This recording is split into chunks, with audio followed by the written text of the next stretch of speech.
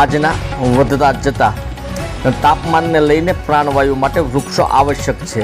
ત્યારે ગુરુ પૂર્ણિમાના પાવન અવસરે સોનિક ફાઉન્ડેશન દ્વારા 8 ફૂટના 1000 વૃક્ષોના ઉછેર સાથે માવજત થઈ શકે અને સાથે ટ્રી ગાર્ડ જેથી વૃક્ષોની યોગ્ય દેખરેખ થઈ શકે તેવું હેતુથી સાર્થક સાબિત કરવા ધારાસભ્ય શ્રી મહેશભાઈ કસવાળાના અધ્યક્ષસ્થાને વૃક્ષારોપણ કાર્યક્રમ યોજવામાં આવ્યો હતો। સોનિક ફાઉન્ડેશન દ્વારા સાવરકુંડલાના શહેરને નંદન વન બનાવવા આરંભ કરેલા અભિયાનમાં જિલ્લા ભાજપના હોદ્દેદારો ખાસ ઉપસ્થિત રહ્યા હતા અને ધારાસભ્ય મહેશભાઈ કસવાળાએ વૃક્ષારોપણ કર્યું હતું। હવે માનું છું કે વૃક્ષ છે એ સ્વયં ગુરુ છે અને વૃક્ષ અને પ્રકૃતિના જતનને કારણે જ આ પૃથ્વી ઉપર માનવ જીવન સંભવિત છે।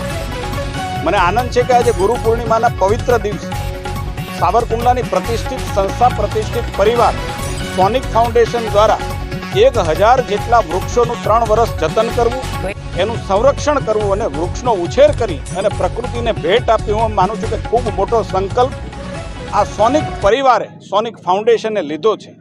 પિંજરા સાથે 10 ફૂટના વૃક્ષો ઘરે ઘરે આપી અને 1000 કરતાં વધારે વૃક્ષો ઉછેરવાની ચેલેન્જ કહીએ તો ચેલેન્જ અને ફરજ કહીએ તો ફરજ નિભાવવા માટેનો એમનો સંકલ્પ, હું એમ માનું છું કે ઈશ્વરીય આશીર્વાદ એમને મળ્યા હશે ને એટલા માટે આ વિચાર એમને આવ્યો હશે। હું પણ ઈશ્વરને પ્રાર્થના કરું કે આવું સત્કાર્ય કરવા માટે એમને કુદરત વધારે ને વધારે શક્તિ આપે અને એ શક્તિનો લાભ સાવરકુંડલાની જનતાને મળે।